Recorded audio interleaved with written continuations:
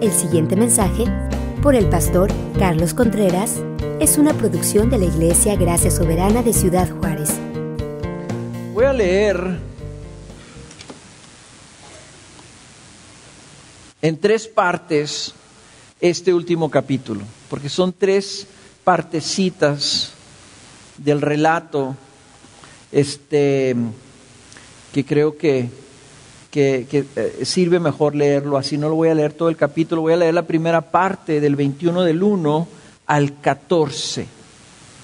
Y dice así: después de esto, o sea, después de que Jesús se había manifestado a sus discípulos, ustedes se recuerdan que Jesús se mostró a sus discípulos en un cuarto, que estaban encerrados y los discípulos estaban todos incrédulos, y se aparece Jesús ahí, se asustan, se estremecen, piensan que es un fantasma. Después Jesús les dice que le toquen las heridas, lo tocan, creen, pero Tomás no estaba ahí. Después se vuelve a aparecer en otra reunión que tuvieron, y ahora sí está Tomás, y Tomás ahora sí también cree y le dice: Señor, para que ustedes no sean incrédulos, sino creyentes. ¿Creyentes en qué? En que Jesús había resucitado. Dice entonces el evangelista Juan: después de esto, o sea, después de esas 2 manifestaciones que Jesús tuvo, Jesús se manifestó otra vez a los discípulos junto al mar de Tiberias. Y se manifestó de esta manera. Estaban juntos Simón Pedro, Tomás llamado el Dídimo, Natanael de Caná de Galilea, los hijos de Zebedeo y otros 2 de sus discípulos. Simón Pedro les dijo: me voy a pescar. Y ellos le dijeron: nosotros también vamos contigo. Fueron y entraron en la barca, y aquella noche no pescaron nada. Cuando ya amanecía, Jesús estaba en la playa, pero los discípulos no sabían que era Jesús. Entonces Jesús les dijo: hijos, ¿acaso tenéis algún pescado? Le respondieron: no. Y él les dijo: echad la red al lado derecho de la barca y hallaréis pesca. Entonces la echaron y no podían sacarla por la gran cantidad de peces. Entonces aquel discípulo a quien Jesús amaba dijo a Pedro: es el Señor. Oyendo pues Simón Pedro que era el Señor, se ciñó la ropa porque se la había quitado para poder trabajar, y se echó al mar. Pero los otros discípulos vinieron en la barca porque no estaban lejos de tierra, sino a unos 100 metros, arrastrando la red llena de peces. Entonces, cuando bajaron a tierra, vieron brasas ya puestas y un pescado colocado sobre ellas y pan. Jesús les dijo: traed algunos de los peces que habéis pescado ahora. Simón Pedro subió a la barca y sacó la red a tierra llena de peces grandes, 153. Y aunque había tantos, la red no se rompió. Jesús les dijo: venid y desayunad. Ninguno de los discípulos se atrevió a preguntarle: ¿quién eres tú?, sabiendo que era el Señor. Jesús vino, tomó el pan y se lo dio, y lo mismo hizo con el pescado. Esta fue la 3ª vez que Jesús se manifestó a los discípulos después de haber resucitado de entre los muertos. Les decía que este capítulo es un epílogo. Y es un epílogo porque cuando terminamos el capítulo 20, Juan escribe lo que es la conclusión del Evangelio. Y escribe esto: y muchas otras señales hizo también Jesús en presencia de sus discípulos que no están escritas en este libro, pero estas se han escrito para que creáis que Jesús es el Cristo, el Hijo de Dios, y para que al creer tengáis vida en su nombre.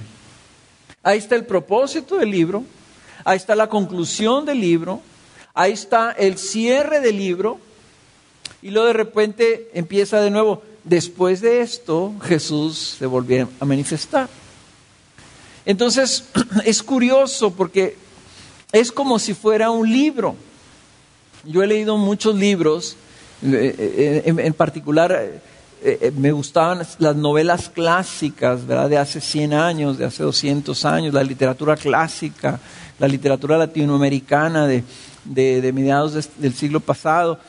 Y siempre, o sea, a veces terminabas el libro y terminabas y querías tú como que siguiera, decías, no, como que se acabó ya. Y entonces venía un epílogo que te ataba algunos cabos y te definía ciertas cosas que habían quedado pendientes, y siempre el epílogo como que cierra algo, pero como que es una unidad un poquito separada de toda la historia. Y aquí está ligada, pero a la misma vez está haciendo precisamente eso, está reafirmando por medio de un suceso histórico que sucede ahí al lado del mar de Galilea. Juan está como cerrando el sentido de lo que él quería hacer por medio de su evangelio. Y lo primero que quiere Juan es enfatizar que después de resucitar Jesús, el propósito que tenía Jesús con sus discípulos era único. Era que ellos estuvieran seguros que él había resucitado. Se manifestó con ellos para que ellos creyeran. Era algo, nosotros nunca hemos experimentado esto y probablemente nunca vamos a experimentar esto, de ver a Jesús crucificado. El que creían ellos que era el Hijo de Dios fue crucificado. Lo vieron muerto, lo vieron despedazado ahí, lo vieron totalmente morado, totalmente hecho un hueso, pues, hecho un moretón viviente, desangrado, y luego, de repente, se les aparece vivo. Y nosotros, a lo mejor, que ya hemos visto la historia tantas veces, no entendemos lo que para ellos significó esto.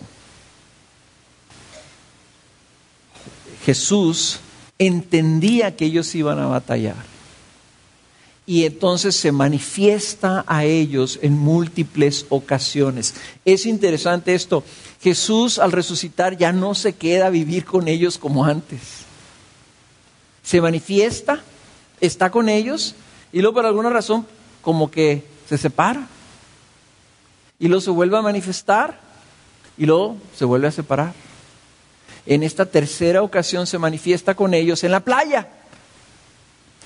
Y no solamente eso vamos a ver en el epílogo, sino que luego vamos a ver la conclusión de la historia de Pedro. Porque si pusieron ustedes atención, en el capítulo 19, cuando crucifican a Jesús, ¿cómo quedó Pedro? ¿En dónde quedó Pedro? ¿Qué fue lo último que sabíamos de Pedro? Que había negado a Jesús 3 veces. Y después de ahí ya no habíamos oído nada de Pedro. Y ahora en este capítulo Pedro está prominente. Pedro es el personaje central, él y el discípulo que Jesús amaba, que es Juan, el que escribió el Evangelio. Entonces aquí el epílogo está trayéndole una conclusión a la historia de Pedro. Nos va a decir qué pasó con Pedro y qué hizo Jesús para restaurar a pobre de Pedro, que andaba durante todos estos días con la cola entre las patas. Iba a decirle cola entre el rabo, ¿no? Pero el rabo entre las patas es. Y vamos a ver también cómo concluye la historia de Juan. Vamos entonces con esta primera parte, la tercera manifestación de Jesús resucitado. Los discípulos, el Señor les había dicho, ¿se acuerdan ustedes cuando le dijo a María Magdalena, dile a mis hermanos que se vayan a Galilea, que me esperen allá? Bueno, pues allá andaban ya andaban en Galilea. Y esperar es algo difícil, especialmente para alguien como Pedro. Fíjense, el Señor les dice, váyanse y espérenme. Dicen, Jesús resucitó, lo vimos, todavía no entendemos qué está pasando, no entendemos qué va a pasar, no se ha manifestado el reino. Nos dijo el Señor que lo esperáramos, pero no hay nada definido para ellos todavía. Están en Galilea y Pedro dice, me voy a pescar. Algunas personas han tomado esta actitud de Pedro y de los discípulos como que, oye, estos qué volubles, ya quieren regresar a su vida pasada. Después de 3 años de andar con el Señor, ya quieren volverse a ser pescadores. Bueno, nunca dejaron de ser pescadores. Tenían sus barquitas y cuando necesitaban pescado, pues iban y salían y pescaban. Aquí salieron a pescar probablemente porque no tenían nada que hacer y porque tenían que comer. Salen a pescar. Eran creo que 7 o una cosa así de los discípulos en una barquita, no pescan nada. Y luego dice que ven a Jesús en la playa, pero no saben que es Jesús a 100 metros de distancia, nomás para que sepan más o menos cuántos son 100 metros. De ancho el edificio, de pared a pared, son 40 metros. O sea, 100 metros no es mucho, es el doble de esta distancia. O sea, vieron a la persona, pero no lo distinguían como a Jesús. Él les habla y les grita. No crean que les dijo, ¿tienen algún pescado? No, les gritó, pues a 100 metros. Claro que en el campo, en el mar, ¿verdad? Pues se oía. Les grita, ¿no tienen por ahí algún pescado? Y ellos le dicen, no tenemos nada.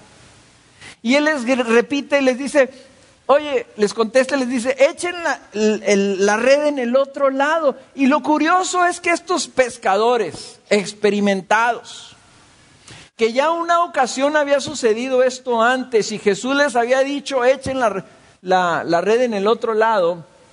¿Y qué hicieron cuando aquella ocasión? Les replicaron. Y, oye, tenemos toda la noche pescando y no hemos pescado nada y quieres que le echemos, pero porque tú nos dices la vamos a echar, nomás porque, bueno, ándale pues. Curiosamente, ahora no le dice nada así. Un extraño, no saben que es Jesús, echan la red al lado derecho y la echan. Yo veo aquí a los discípulos ya no en esa actitud de que ellos saben mucho. Yo los veo ya en una actitud así ya, ¿qué estamos haciendo aquí? Pues pescando, no pescamos nada, pues vamos a regresarnos a la casa. ¿Qué estamos haciendo aquí con el frío y lo mojado? Y ya. Oye, ¿tienen pescado? No tenemos nada. Echen la red, ándale pues, echa la red, hombre. Y la echaron. Dice que pescaron tantos peces que no podían sacar la red de tantos pescados que eran. ¿Qué creen que pensaron los discípulos que habían estado en esa ocasión? Si no se acuerdan ustedes, creo que está en Lucas 5, cuando la pesca milagrosa. ¿Qué pensaron cuando de repente echan la red y se les llena de pescado? Se acordaron. Y dice Juan, es el Señor. O sea, Juan había estado ahí. Le dice a Pedro, es el Señor. Y en ese momento, Pedro, que nunca había dejado ese ímpetu, que nunca había dejado de ser esa impulsividad que lo caracterizaba, ¿verdad? Se viste, curiosamente, se viste para echarse al agua. Andaba encuerado ahí pescando, ¿verdad? Se viste, se siente descubierto, es el Señor. Piensa cómo me voy a presentar ante Él. Se viste y se lanza al agua y nada 100 metros para llegar hasta donde está el Señor. Pónganse ustedes a pensar qué estaba pasando en la mente de Pedro. Llegan los otros en la barca y les dice el Señor, tráiganse algunos de esos pescados para ponerlos aquí en el fuego. ¿Quién es el que corre por los pescados? Pedro. Él solo saca la red con 153 pescados. Lo que no pudieron hacer los otros discípulos, él solo la saca. Él le lleva los pescados a Jesús. Eso nos dice un poquito cómo se estaba sintiendo Pedro. el que lo había negado 3 veces, ahorita está buscando la manera de acercarse a Jesús. No tanto ganar puntos, sino como lograr que Jesús le dijera algo. ¿Y a poco no somos así? Cuando tú te peleas con tu señora, está enojada tu señora y te está dando la ley del hielo, ¿qué es lo que haces? Te lavo los trastes, mi amor. ¿Quieres que saque la basura? Andas buscando la manera de que te sonrían. Andas buscando la manera de que aquello pase. Y parece ser que esto es lo que está pasando con Pedro. Y es importante, hermanos, porque aquí al que hay que ver es a Jesús. Porque en Pedro estamos nosotros representados. Pero el Evangelio se trata de Jesús. ¿Cómo vemos a Jesús en este primer episodio? Lo vemos ahí hincado en la arena, haciendo una fogata, haciendo pan, cocinando un pescado a las brasas.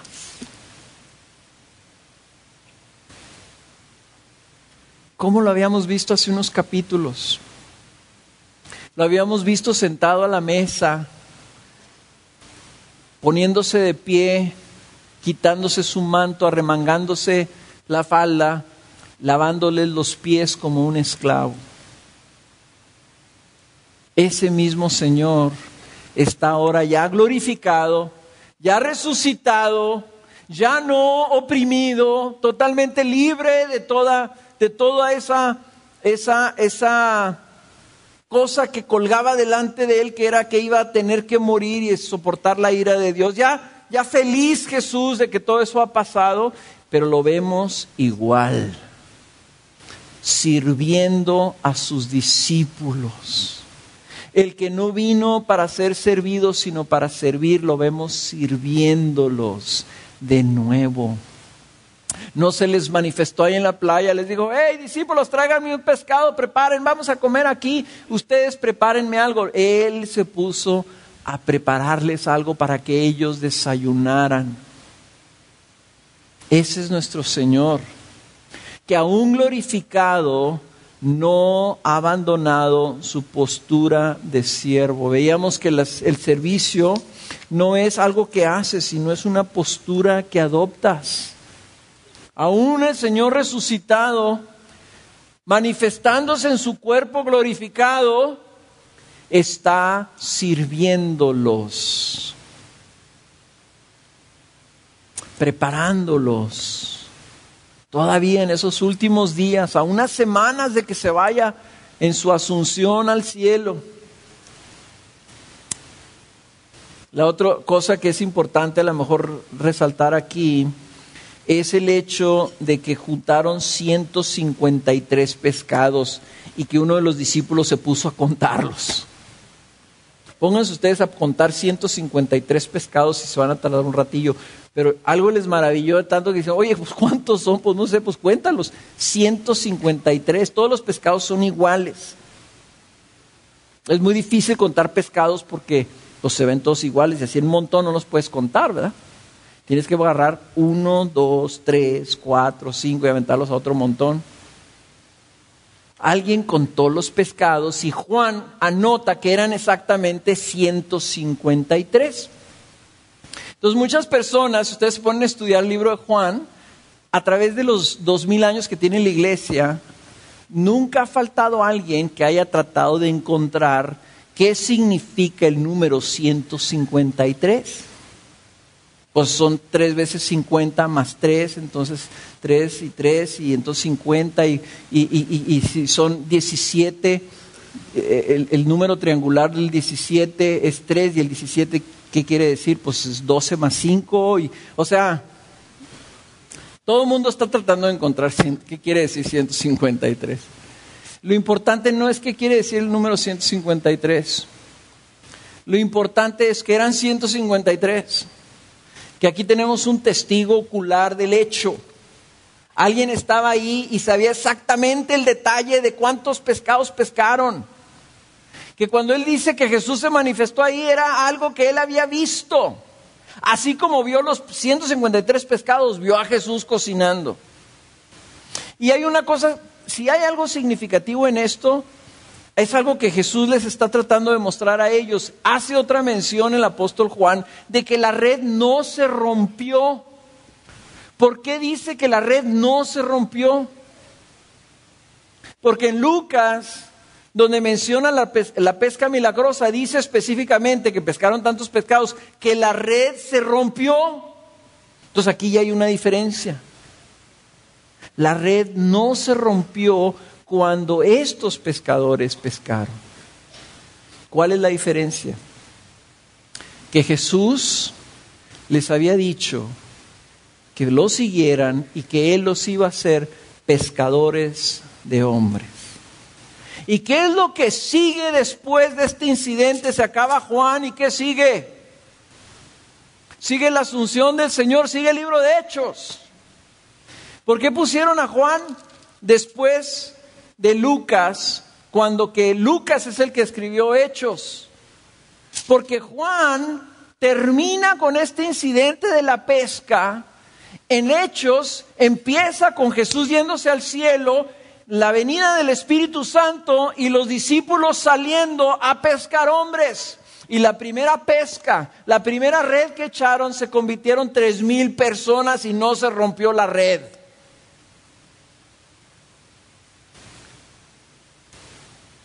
Les dijo el Señor, echen la red y va a haber pescados. Y esa misma aseguranza tenemos nosotros. La red es el Evangelio. Y cada vez que echamos la red, va a haber fruto. Y la red nunca se va a romper. Aunque sean miles, aunque sean millones. Hay lugar para todos los peces y nosotros somos uno de esos que cuenta el Señor. Así como los discípulos contaron ahí 153, hay un número que el Señor está contando. Nosotros somos los pescaditos que el Señor ha pescado y los está contando, y cuando dice la Biblia que cuando se complete el número, entonces dice el Señor, ya se completó, ya se llenó la red, ahora sí se acaba esto y ahora sí regreso. ¿Qué detiene al Señor de venir? Lo que decía Alex la vez pasada, lo que lo detiene es que se complete el número que tiene que completarse, que el Señor tiene en su mente, y dice la cantidad de peces en esa red que tienen que entrar al reino para que venga Jesús. ¿Hay significado? Sí, sí hay significado. Los discípulos estaban ahora con el Cristo glorificado ya. Ya lo único que seguía era que Él se fuera, que enviara el Espíritu Santo y que arrancara la iglesia. Esta pesca milagrosa es el anuncio de la gran misión que va a venir después de esto. La última cosa que quiero que notemos en este pasaje, y es que si ustedes lo leen, les debe de haber llamado la atención de que no reconocían a Jesús, y aun cuando ya estaban en la playa, dice que nadie se atrevía a preguntarle que quién era, pero todos sabían que era Jesús, pero querían preguntarle. O sea, sabían que era Jesús, pero no estaban seguros. Todos querían preguntarle, pero nadie se atrevía. Ya lo habían visto antes, hacía unos días, unas semanas a lo mejor. ¿Por qué es que sabían que era Él, pero no se atrevían a preguntarle quién era? Había dos cosas aquí que notar. Número uno, lo que les decía, esto tiene que haber sido un shock para ellos. Y en lugar de decirnos Juan, y no, todos estábamos bien contentos, Juan nos dice que ellos tenían sus dudas. Y no eran dudas porque no querían creer, eran dudas porque no podían entender.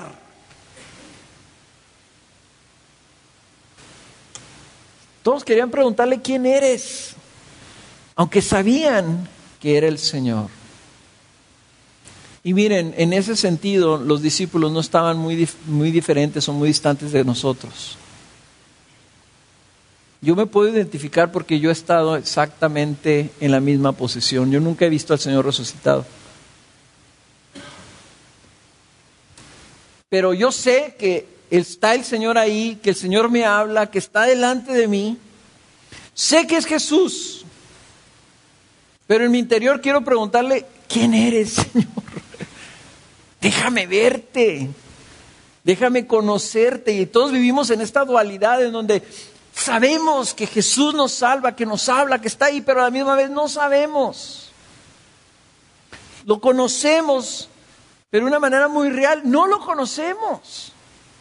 Conocemos una partecita, sabemos y tenemos una convicción, pero hay mucho, mucho que no conocemos de Jesús. Aún viéndolo en el cielo, cuando estemos delante de su gloria, vamos a decir, es Jesús. Pero en nuestra limitada percepción de quién es Él, vamos a quererle preguntar, ¿quién eres, Señor?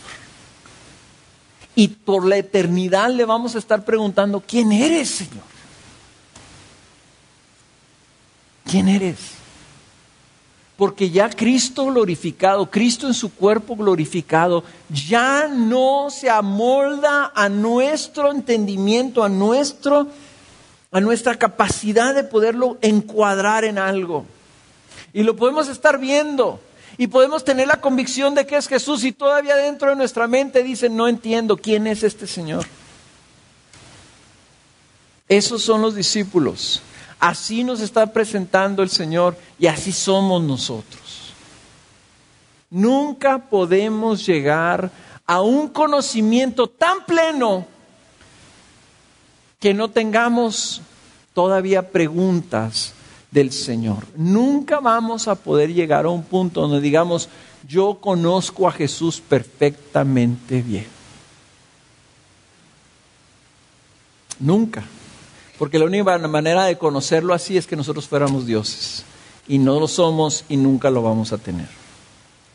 Y esto debe de ser también un poquito de advertencia para aquellas personas que tal vez en su ignorancia aseguran que conocen a Jesús perfectamente bien.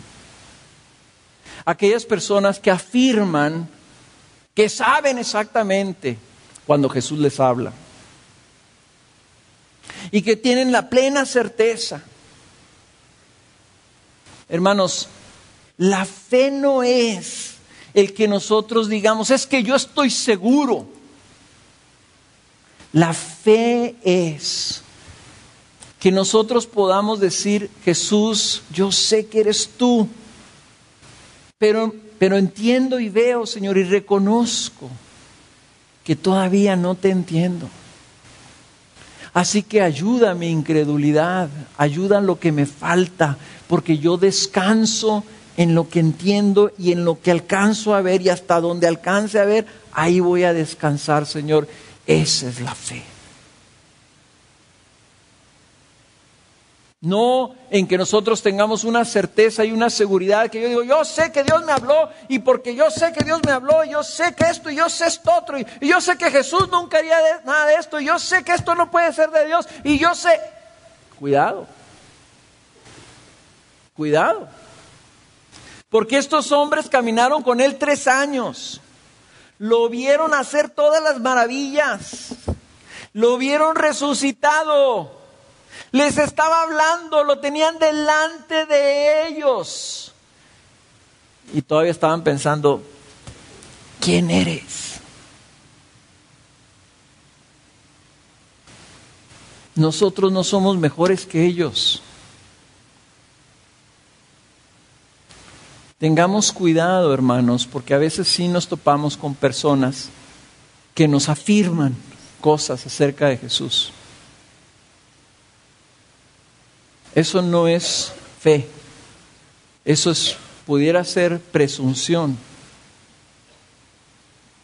Si los discípulos, si Juan y Pedro querían preguntarle al Señor quién era,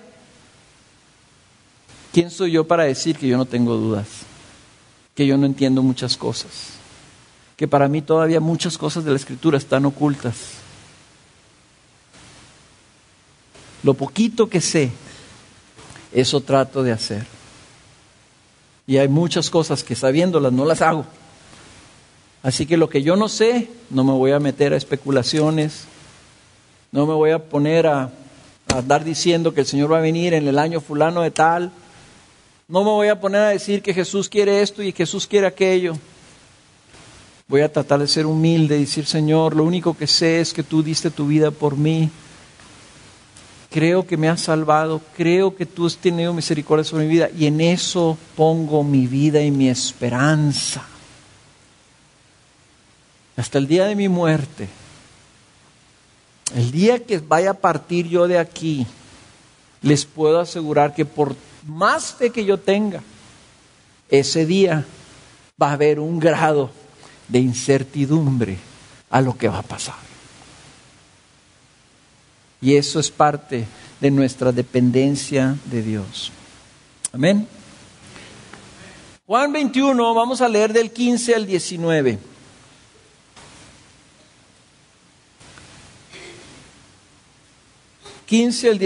Dice, entonces, cuando habían acabado de desayunar, Jesús dijo a Simón Pedro, Simón, hijo de Juan, ¿me amas más que estos? Pedro le dijo, sí, Señor, tú sabes que te quiero. Jesús le dijo, apacienta mis corderos. Y volvió a decirle por segunda vez, Simón, hijo de Juan, ¿me amas? Pedro le dijo, sí, Señor, tú sabes que te quiero. Jesús le dijo, pastorea mis ovejas. Le dijo por tercera vez, Simón, hijo de Juan, ¿me quieres? Pedro se entristeció porque la tercera vez le dijo, ¿me quieres? Y le respondió, Señor, tú lo sabes todo, tú sabes que te quiero. Jesús le dijo, apacienta mis ovejas. En verdad te digo, cuando eras más joven te vestías y andabas por donde querías, pero cuando seas viejo extenderás las manos y otro te vestirá y te llevará a donde no quieras. Esto dijo dando a entender la clase de muerte con que Pedro glorificaría a Dios. Y habiendo dicho esto, le dijo, sígueme. Les decía que Pedro andaba buscando algo del Señor, que le hablara, que le dijera algo. No sabía si el Señor estaba enojado con él, no sabía si el Señor se había desilusionado totalmente de Pedro. No sabía, no le había dicho nada a Jesús.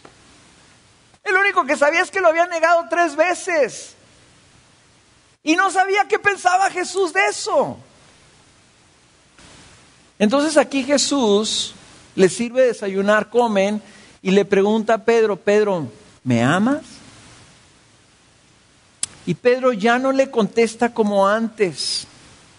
¿Se acuerdan ustedes que antes, en el capítulo creo que 3 y una cosa así, cuando le está lavando los pies Jesús, Señor, yo estoy dispuesto a morir por ti? Fue cuando Jesús le dijo, Pedro, esta noche me vas a negar 3 veces.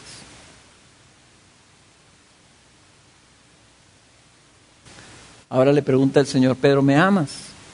Y fíjense cómo le pregunta, o sea, el Señor tremendo también, ¿verdad? Dijo, Pedro, ¿me amas más que estos?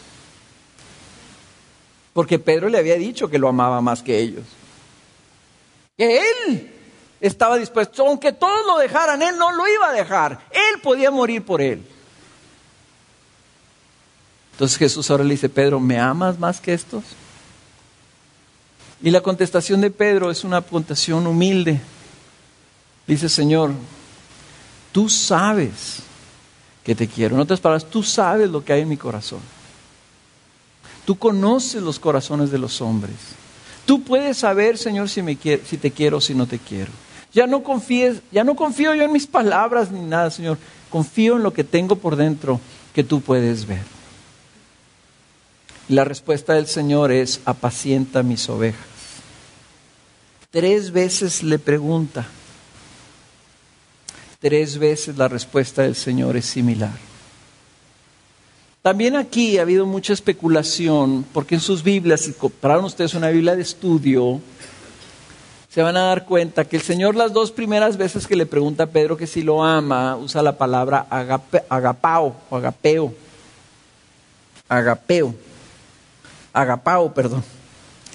que es donde tenemos la palabra agape, que es así como que se ha dicho que la palabra agape es el amor perfecto, el amor ideal, una cosa así. Y cuando Pedro le contesta, sí Señor, te quiero, hay una diferencia ahí entre me amas y sí te quiero, porque Pedro le contesta con la palabra fileo, que es el amor fraternal. Entonces algunas personas quieren meterle significado a esas palabras, como diciendo, Jesús le estaba preguntando que si su amor era perfecto, y Pedro se estaba dando cuenta que no era perfecto su amor. Y que cuando Jesús le pregunta, entonces Pedro, entonces, ¿me quieres? O sea, fileo. Y entonces se entristece Pedro porque le preguntó así. La verdad de las cosas es que no podemos decir eso de este pasaje por varias razones. Si ustedes también se fijan, Juan cambia la palabra para corderos y para ovejas. 2 veces dice ovejas y 1 vez dice corderos. También cambia la palabra sobre pastoreo. Dice pastorea 1 vez y 2 veces apacienta. También cambia la palabra sobre tú lo sabes. 2 veces repite una manera, una dice, sí Señor, tú sabes que te quiero, y otra vez dice tú lo sabes todo. Bueno, es una sola palabra en el griego y es exactamente lo mismo. En otras palabras, Juan está haciendo variantes de palabras que eran sinónimos. Y la verdad de las cosas es que en el griego no hay tal cosa como que agape es el amor perfecto y fileos es un amor imperfecto. Eran palabras que se usaban indistintamente. Inclusive, si ustedes leen el Nuevo Testamento, especialmente el Evangelio de Juan, si lo leen van a encontrar que muchas veces o varias veces dice que Dios filea al hombre. No usa la palabra agape para el amor de Dios hacia el hombre. Entonces, aquí no es eso lo que está sucediendo. Yo les he dicho mucho que tenemos que escudriñar la Escritura, pero no sobre escudriñar la Escritura, que luego le queramos nosotros meter un significado que no es el sentido natural. Jesús anda detrás de algo con Pedro. ¿Cómo se sentía Pedro? Es la primera vez que le habla Jesús a Pedro después de haberlo negado. Pedro, ¿me amas más que estos? Y Pedro todavía no caía en el 20. Señor, tú sabes que te quiero. Pedro, si me quieres, apacienta mis ovejas. Pedro, ¿me amas? Señor, tú sabes que te quiero. Pedro, pastorea mis corderos. Pedro, ¿me amas? Señor, por última vez, dice que se entristece. ¿Por qué creen que se entristece Pedro? Porque cuando le pregunta 3 veces, le cae el 20 de lo que el Señor estaba haciendo. Le cae el 20 que el que lo negó 3 veces, 3 veces Jesús le pregunta que si lo ama. Lo que está haciendo el Señor es restaurando a Pedro. Dice que se entristece porque le pregunta por 3ª vez que si lo quiere. Señor, tú lo sabes todo. Tú sabes que te quiero.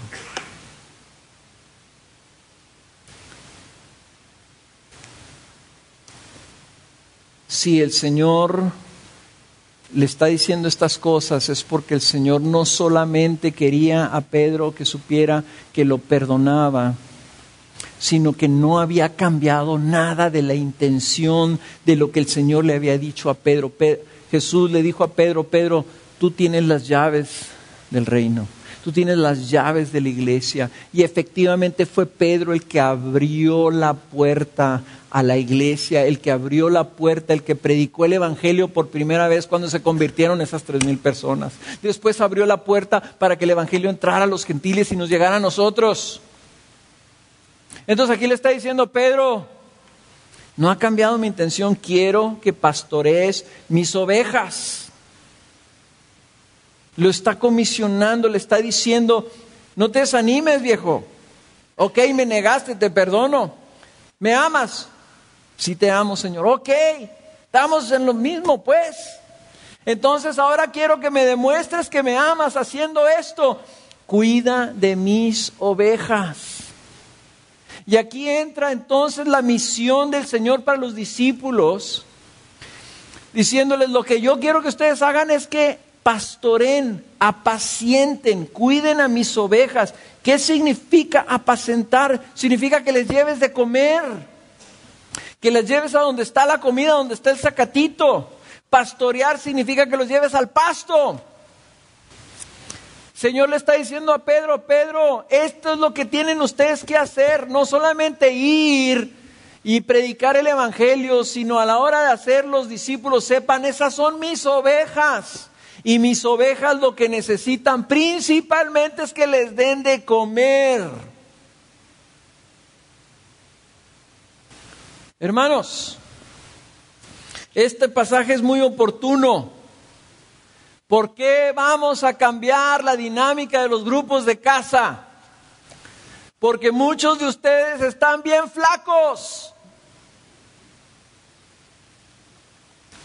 Y si quisiéramos hacer caldo de oveja, saldría muy ñango, muy aguado. No tienen carnita y no tienen grasita espiritual. Y como pastores, así como Pedro, que en el capítulo 5 de su carta le escribe a los otros pastores, dice así: ustedes pastores, igual que yo, pastor de las ovejas del Señor, no somos más que colaboradores de Jesús, subpastores, ovejas nosotros mismos, sirviendo a las otras ovejas de una manera principal, y esto es que trayéndoles alimento. ¿Y qué dijo Juan que era el alimento de las ovejas? La palabra de Dios. No solo de pan se alimenta el hombre, dijo, sino de todo lo que sale de la boca de Dios. Permaneced en mí, dijo el Señor Jesús. ¿Cómo? Permaneciendo en mi palabra. El alimento para las ovejas es la palabra.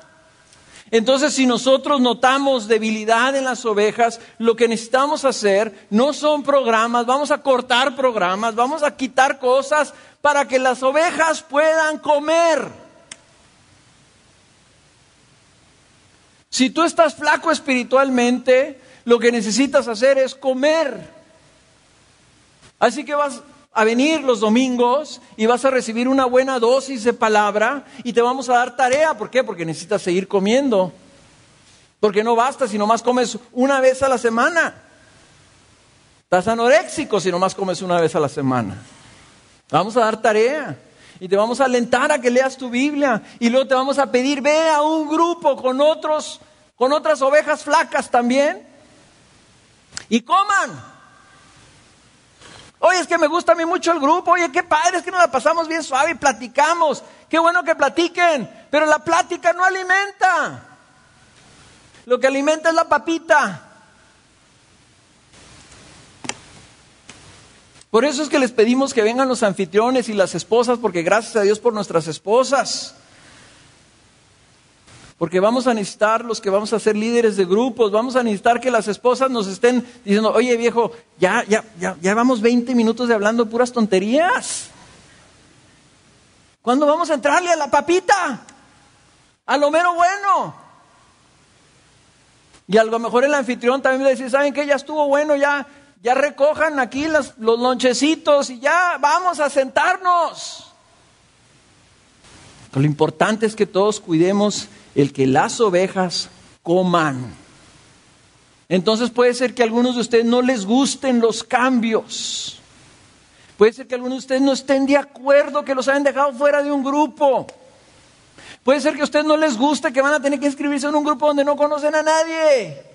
Pero ¿saben una cosa? Nosotros como pastores tenemos el mismo mandato que le dio Jesús a Pedro. Apacienta mis ovejas, no son las mías, ni las de Ricky, ni las de Abelardo, ni las de Alex. Son las de Jesús. Ustedes son ovejas de Jesús y nosotros tenemos una sola labor: darles de comer. Y lo que tenemos que darles es la palabra de Dios. Así que las cosas, si cambian porque tenemos que reforzar la alimentación, hermanos. Y la alimentación obviamente trae visión para sus vidas, dirección para sus vidas, sabiduría a sus vidas. Por eso es que van a estar ahí juntos, porque juntos van a encontrar sabiduría. Para que no estén ustedes allá solos, ahí tratando de digerir. Juntos van a masticar la palabra y van a encontrar sabiduría, y van a encontrar luz. Y va a ser una discusión o un monólogo. Y uno que todos van a participar porque todos tienen que comer, no nomás el líder. No queremos líderes gordos y ovejas flacas. Queremos todos parejo, gordos todos, espiritualmente hablando. La mejor manera de cuidarlos, la mejor manera de servirlos, hermanos, es promoviendo y esforzándonos a que coman de la palabra de Dios. El Señor restaura a Pedro y, hermanos, no solamente lo restaura, sino le anuncia de que va a morir. Y en la última parte, vamos a repetir del 18 hasta el 25. Dice, en verdad te digo, le dice Jesús a Pedro, cuando eras más joven te vestías y andabas por donde querías, pero cuando seas viejo extenderás las manos y otro te vestirá y te llevará a donde no quieras. Esto dijo, dando a entender la clase de muerte con que Pedro glorificaría a Dios. Y habiendo dicho esto, y noten estas palabras aquí, le dijo, sígueme.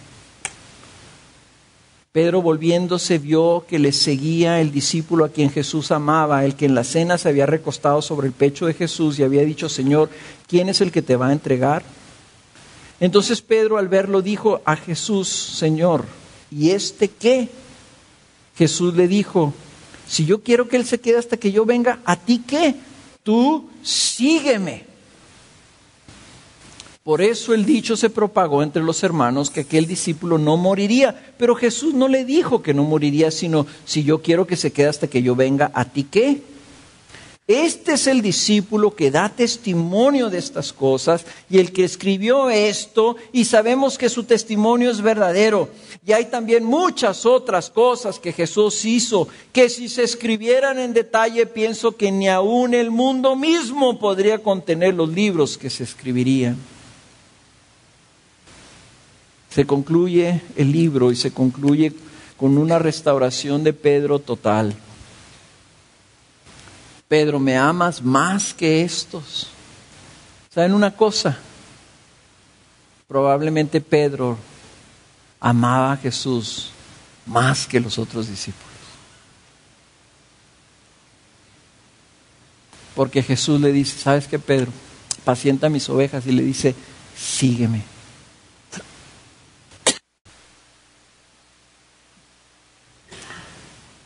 Le dice, sígueme, y le dice, mira, Pedro, cuando eras joven, tú te vestías solo, ibas a donde tú querías. Cuando seas viejo, alguien te va a vestir, vas a extender las manos y te van a llevar a un lugar donde tú no quieras ir.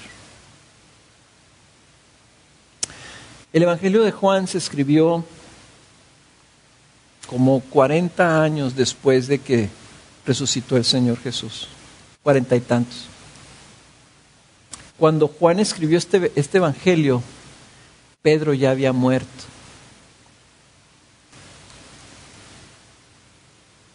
Y Juan está diciendo aquí que la muerte de Pedro, que fue desconcertante para muchos cristianos, fue algo que el mismo Jesús le anunció que iba a suceder. A Pedro lo crucificaron. Lo crucificaron como 30 años después de que Jesús le dijo estas palabras. Hay una tradición, un hombre, un obispo, por ahí escribió que Pedro lo habían crucificado de cabeza. No sabemos si eso sea cierto o no. Sí hay evidencia de que algunas personas los llegaron a crucificar de cabeza. Y esa tradición se extendió precisamente porque para Pedro el morir como había muerto Jesús no lo consideraba suficientemente. Él no se consideraba digno de morir de esa misma manera. Quería morir de una manera diferente.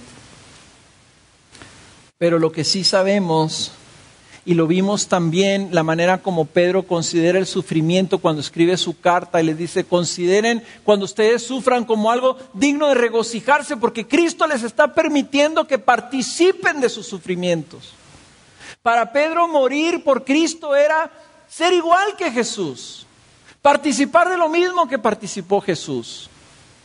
Así que Jesús le está diciendo, Pedro, ¿te acuerdas que tú me dijiste que me amabas más que todos estos? Entonces me amas. Jesús, tú sabes que te amo. ¿Te acuerdas que tú dijiste que estabas dispuesto a morir por mí? Te voy a conceder ese privilegio.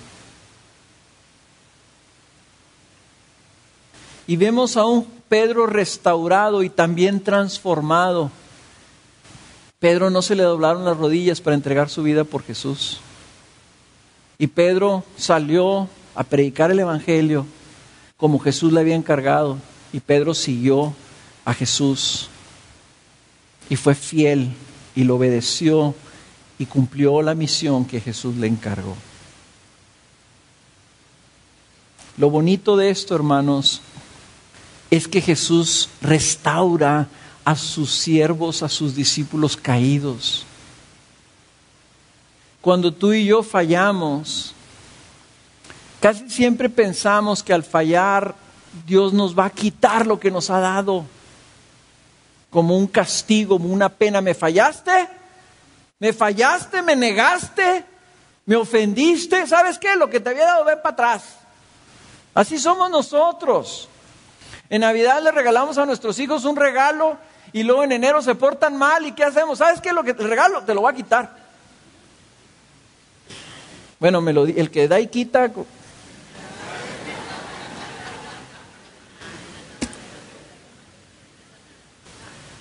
Jesús no es así. Jesús busca restaurar a Pedro. ¿A dónde? Al propósito que tiene Jesús para él. Entonces, ¿sabes una cosa? Puede ser que tú le hayas fallado a Jesús. Puede ser que tú hayas ofendido a Jesús. Puede ser que tú hayas traicionado a Jesús. Puede ser que tú hayas abandonado a Jesús.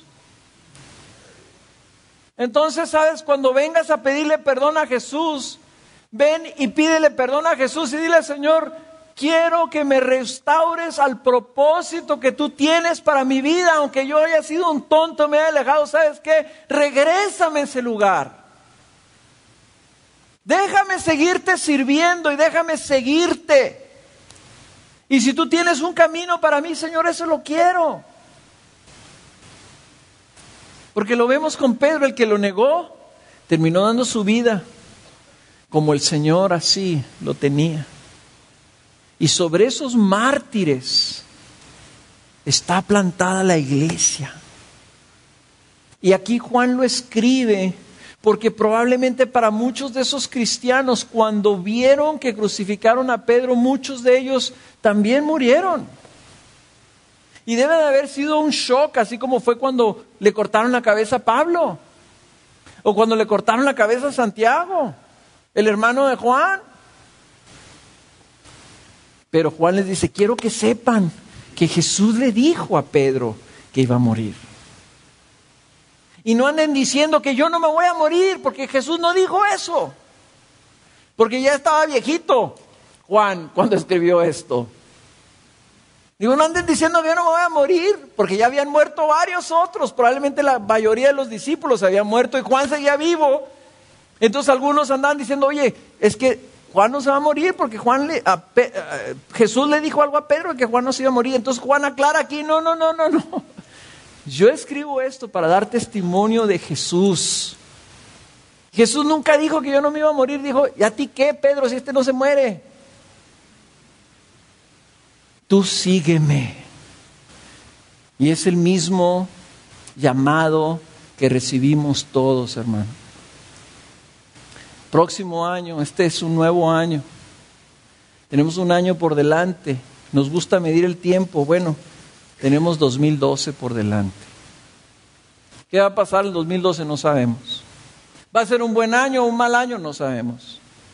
¿Algunos de nosotros seguiremos vivos al final del año? No sabemos. ¿Se casarán algunos y tendrán bebés? No sabemos. ¿Vendrá el Señor o no vendrá el Señor? No sabemos. Pero oigamos este testimonio. Jesús vive y a todos nosotros nos dice, sígueme.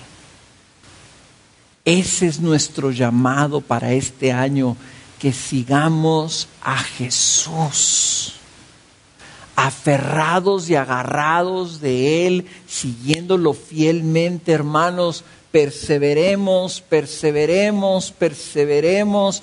No somos de los que nos echamos para atrás, no somos de los que decaemos. Algunos de ustedes andan flojos, algunos de ustedes andan débiles, algunos de ustedes andan inconstantes. Sigamos a Jesús. O en términos bíblicos, no rajéis.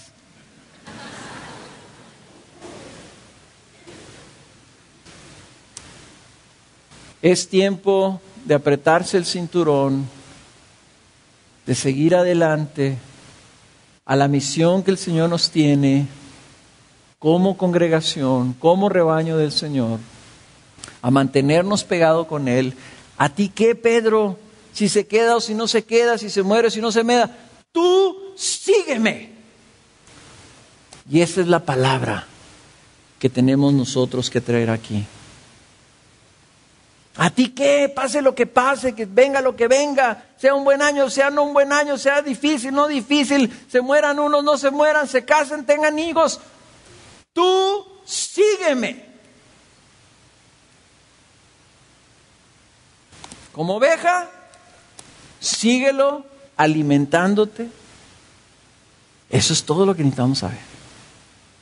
No necesitamos más que seguir a Jesús, verlo delante de nosotros y seguirlo con su palabra. Esperamos haya sido de bendición.